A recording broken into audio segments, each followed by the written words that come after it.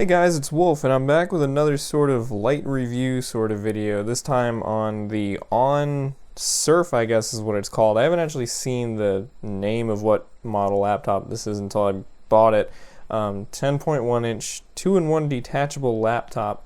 So I've just noticed that like these sort of like lighter reviews people seem to really like, and also I've been noticing like I just like to make reviews sometimes on things that I think get sort of overly bashed, which is part of the reason why I do the CD reviews and stuff, and also why I made that video about the Wii U.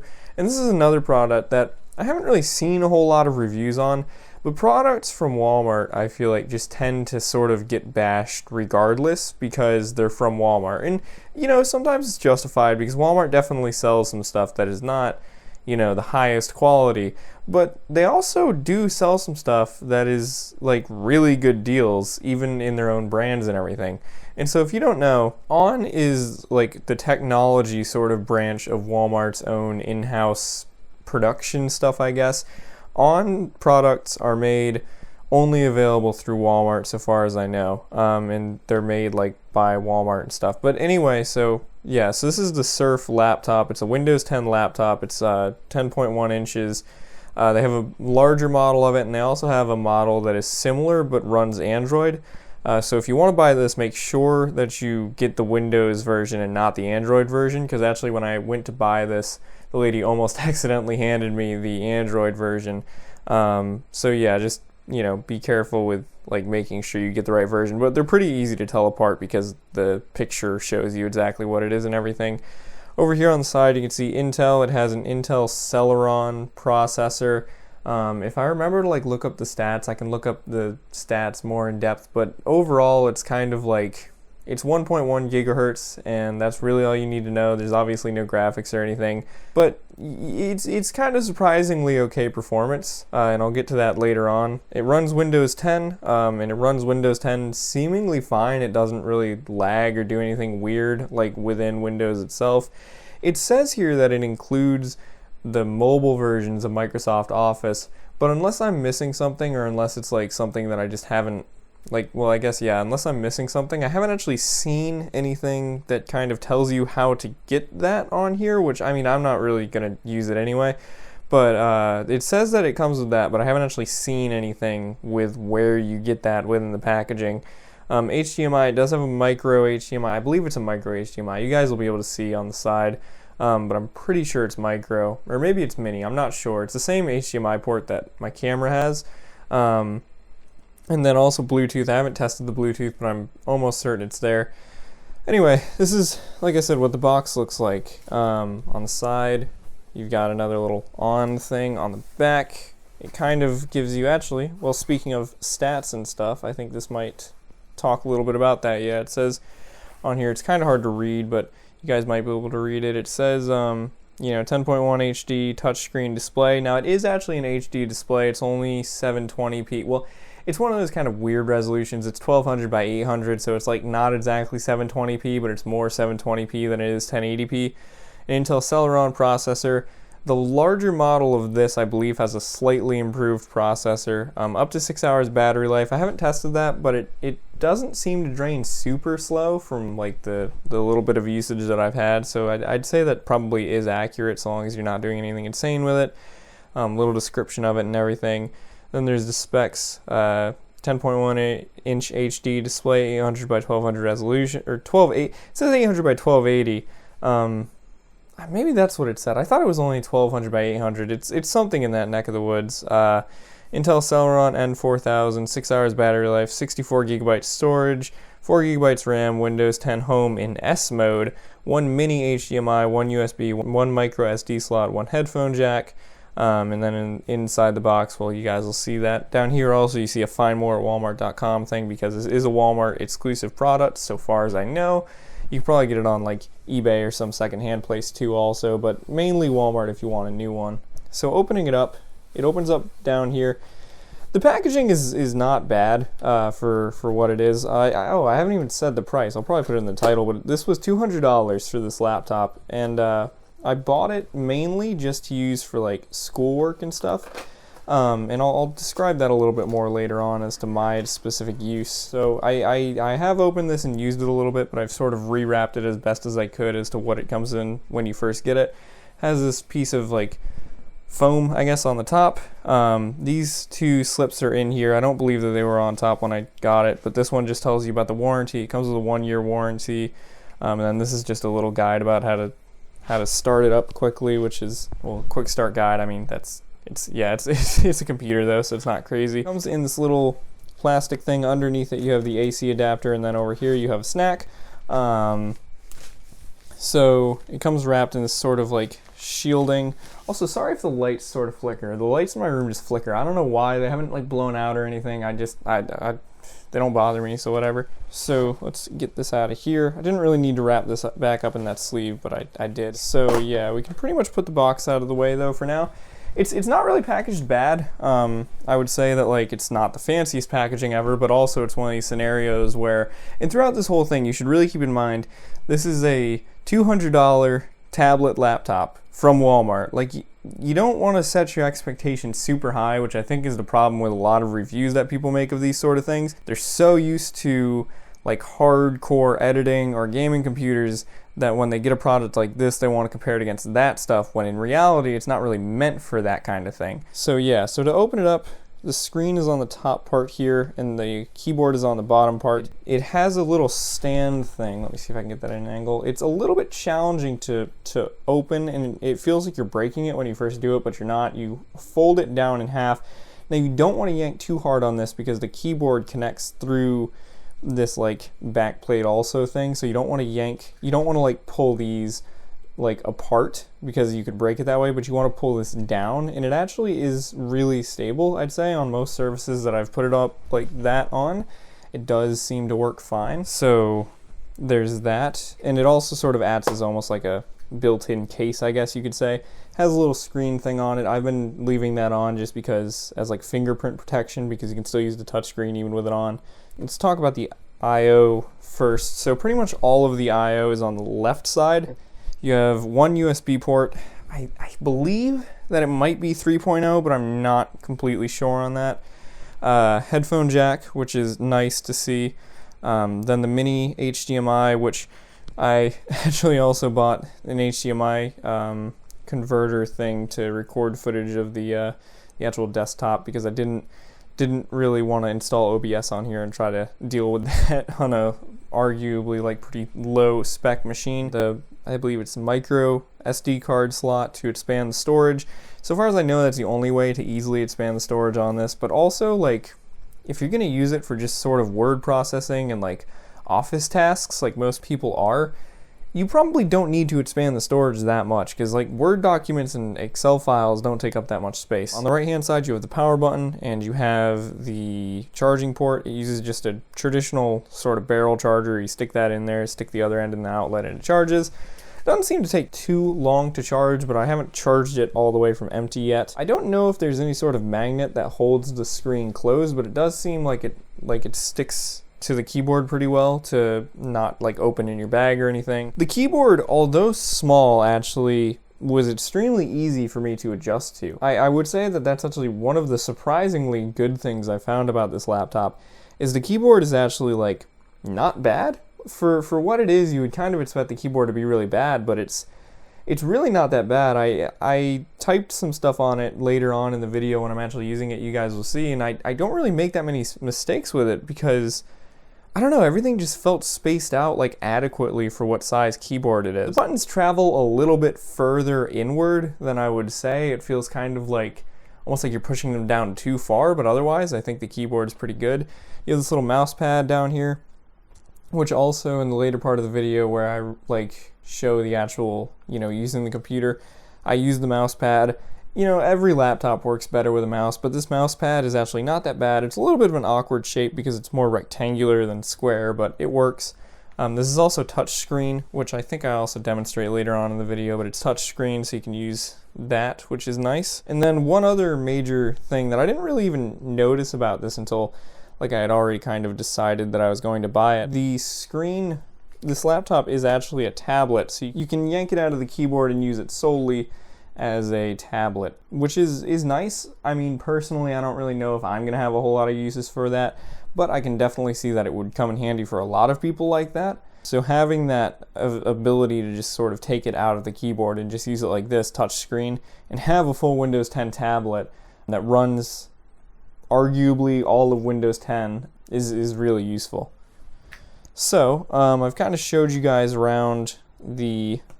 It's also not that hard to get it back into the thing either, and it also oh, eyeball falling off. It auto connects and everything, so you don't need to worry about like waiting if you pop it in or out. It tends to do it automatically. One quick note: I don't think I'm gonna probably mention this in the part where I like show the actual computer screen and everything, but if you take it off, Windows will ask you if you want to go into Windows 10 mobile mode. You can if you want. I personally. Okay, there's gonna be like just a picture from now on because the camera stopped recording, but that's fine because I was pretty much done with that part anyway. But what I wanted to say here before moving into the actual like screen recorded part is that when you go to take it out of the docked mode, it will ask you if you want to use Windows 10 mobile, but you probably don't want to. I tried it a little bit. I found it a little bit confusing. It's really easier to just use normal Windows 10 with a touch screen in the tablet mode rather than using that Windows 10 mobile thing, unless you're like familiar with that. I would suggest like not doing that. But anyway, here's some like actual computer usage stuff that I recorded.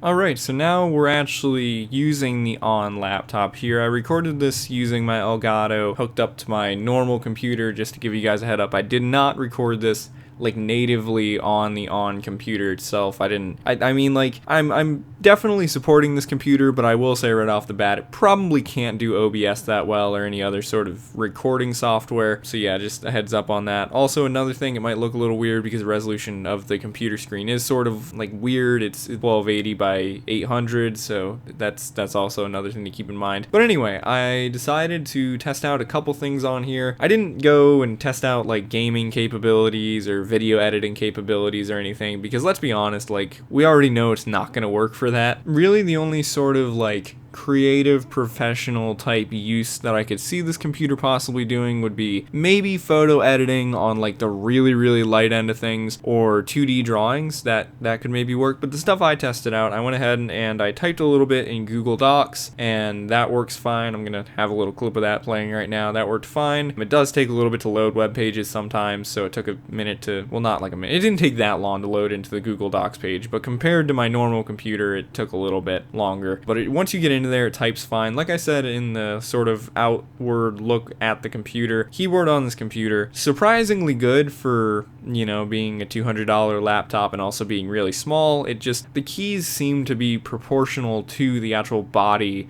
of the keyboard in a way that just makes it very easy to get used to typing on, at least for me. Another thing I tested out was just YouTube playback, because I figured that's probably another good sort of use for this laptop that makes sense. And I didn't try 1080p playback because there's not really a point in that, since the screen isn't 1080p, which I just want to say that's another thing I don't really understand about some other reviews that I see of laptops sometimes. Like, the screen isn't 1080p, but yet they still do like a full high definition playback test, which like doesn't make sense, because there's no point in playing in 1080p video on a non-1080p screen. Anyway, though, at 720p, which is what I tested it at, because that's the more close resolution to what this computer's screen is, video seemed to play back pretty good, actually. There wasn't really that much noticeable buffering or anything that I saw. Actually loading into the web page, a little bit like the Google Docs thing, takes a little bit longer than maybe a better, you know, more expensive, just nicer computer, but for, you know, what it is, that's kind of to be expected. And it doesn't take an unreasonable amount of time, and once it plays, it plays. I actually tested it out too. I opened multiple tabs with YouTube videos in it, because I've been considering possibly using this as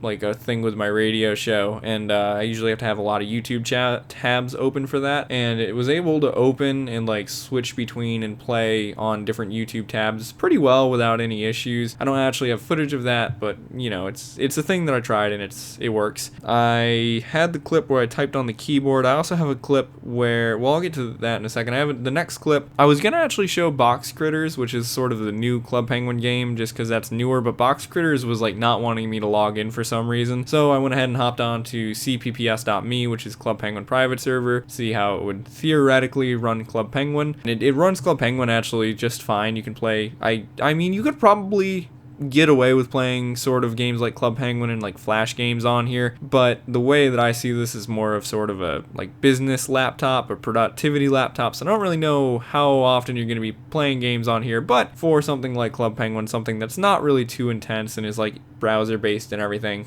runs absolutely fine, and you know, you can do whatever you want with it. I also went ahead and took it out of the dock at one point. I mentioned earlier on in the review that my suggestion is if you take it out of the dock to not use the tablet mode of Windows 10. Found it just like, personally I found it a little bit confusing, but if you use it in just normal Windows 10 mode as a tablet, it works fine, and you know, then you have a Windows 10 tablet. I tested out some typing with the on-screen keyboard. The on-screen keyboard can kind of get in the way of stuff sometimes, but it's pretty easy to navigate around even still using the on-screen keyboard. And the screen is like arguably so big that it's not that hard to hit the buttons. Sometimes screens can be so small that it's hard to press the buttons. Since the screen is so big here, it's really easy to just type. It can take a little bit longer than possibly using a normal keyboard because you have to sort of, you know, look where you're touching unless you're used to it. But I mean, like, it's something I feel like you could probably get used to and become a master at pretty quickly. And the touchscreen overall also just generally is pretty responsive and good.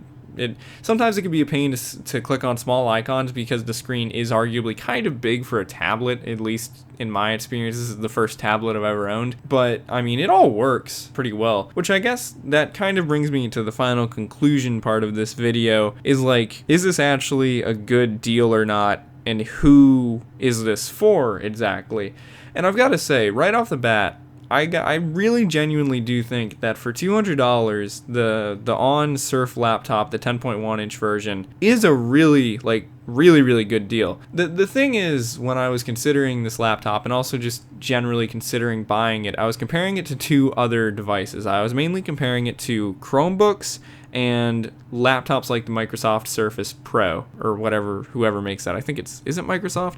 Okay, yeah, Microsoft, they do make the Surface Pro. Anyway, that's beside the point. But here's the thing. The Microsoft Surface Pro and various other computers that sort of do the same thing as being less of a laptop and more of a very fancy tablet are so expensive. There are many of them that cost nearly $1,000, if not more than $1,000. Pretty much all of them over $700. But the thing is, they have reasonably good specs. Some of them have like Core i7s and Core i5s and stuff like that. Some of them I think even might have like higher end graphics cards. But here's the issue that I don't really understand with that, is that when you have a laptop that is more of a tablet than an actual laptop, I don't understand what's the point in spending all the money for the extra processing power when you're not going to really have a use for it. See, the issue is that if I got like a laptop that was that small, like a Surface Pro or anything, I probably wouldn't really want to game or video edit or anything like that on it, because even though it had that capability, it's just not a good form factor for it. The thing is, this computer has definitely lower end hardware, but for the use you're using it for, it still performs exactly as well as you would need it to for things like word processing or like pulling up like, you know, documents or watching YouTube videos or sending emails, stuff like that. So like, the thing is, why would you want to spend so much money on something that has all these capabilities that are not actually going to get used, rather than save your money to buy something that has more reasonable hardware for what you want and like save a ton of money? That's the thing that gets me about this. So more of onto like the personal example side of this thing, like as for who actually would need a laptop like this is very similar to what I said in the PlayStation Classic video. Somebody like me who is in college. Here's the thing, you guys pretty much all know if you watch the channel that I have a gaming laptop. I have a Dell Inspiron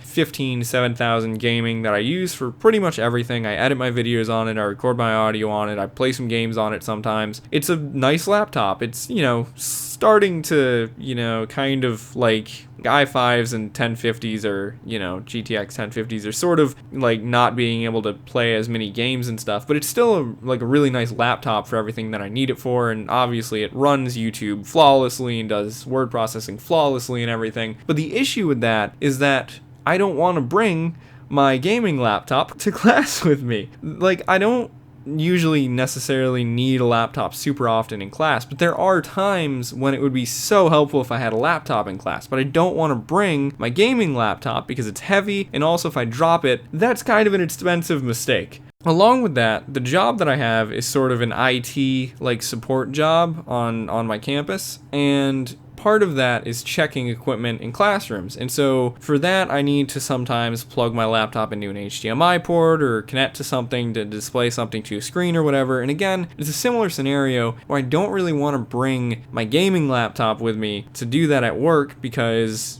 it's heavy, and if I drop it, it's expensive, and, you know, stuff like that. So this laptop is perfect for me because it can do everything that I'm going to need it to do in a class. It can pull up a PDF if I need to read something in class, or, you know, if I'm between classes and I want to work on an essay, I can just, you know, pull it out and work on an essay and stuff like that. And also for my job, especially the fact that it can work as a tablet too is super helpful, because then I can just, if I'm at work and I need to like check something in a room really quickly, I can just pull it out of my bag and plug it in and just check without having to lug out my giant laptop and plug it in and like wait for it to boot up and everything, all that stuff. So the truth of the matter is, and also this would also be a very, very good laptop, I think, for just somebody who possibly doesn't have that much money but really, really needs a laptop, like somebody who's in high school and maybe is going off to college and needs a laptop really, really badly just for class stuff, things like that. So the thing is, Walmart products get panned so much because like they aren't the best, and like I said, this definitely is not the best option out there. But you always see videos and reviews and stuff of things like this that are like, well, if you have an extra $100, then just buy, you know, this other thing. But the fact is, some people don't have an extra $100. Sometimes you don't have an extra $100. Or like me, I keep mentioning in videos sometimes how I'm trying to save up money for a car. Like, I do not want to spend $100 extra to get a couple of extra features that I'm never going to use. And especially when I already have a laptop that is definitely statistically better, but I just don't want to carry with me everywhere. So that's the thing that kind of gets me about some of the reviews that you see for products like this, is like, no, it is not the best option out there, but it is certainly a very, very good one for the budget. For $200, that's a very good deal for this. When you look at Chromebooks and stuff, there's Chromebooks that cost $200, and the issue with Chromebooks, which I mentioned I was comparing it against Chromebooks earlier on, and I never really got into that. The issue with Chromebooks is, yeah, they can be, you know, better quality and everything than this, but they run on Chrome OS, which can do literally nothing besides like open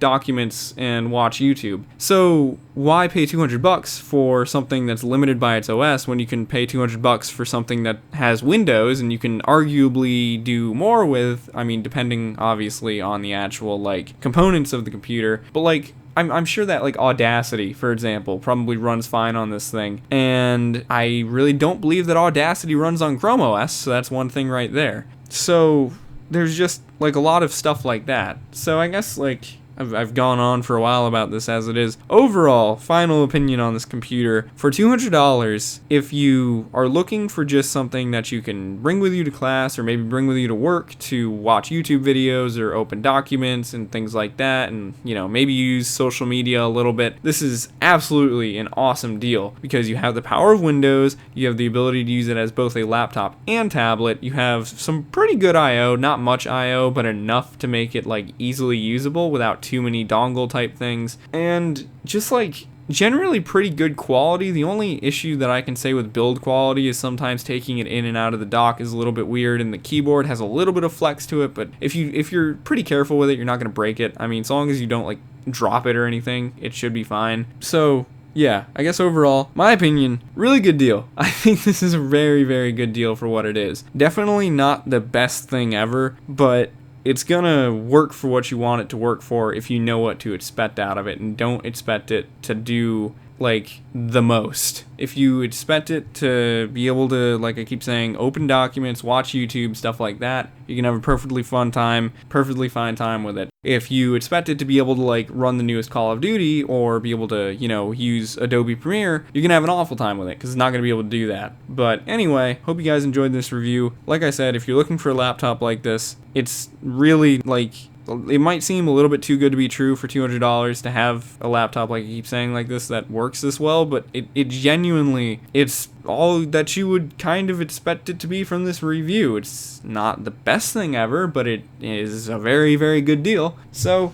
thanks for watching. Hope you guys enjoyed. If you want to see more review stuff like this, make sure to let me know, because I said earlier in the video I kind of enjoy doing the reviews like this because I think that sometimes people who review stuff can go way, way too harsh on products because they've seen so many better products that they want everything to compare to those. They don't always necessarily compare it fairly to things that it actually is competing with. So anyway, thanks for watching. See you guys in a future video, and bye-bye.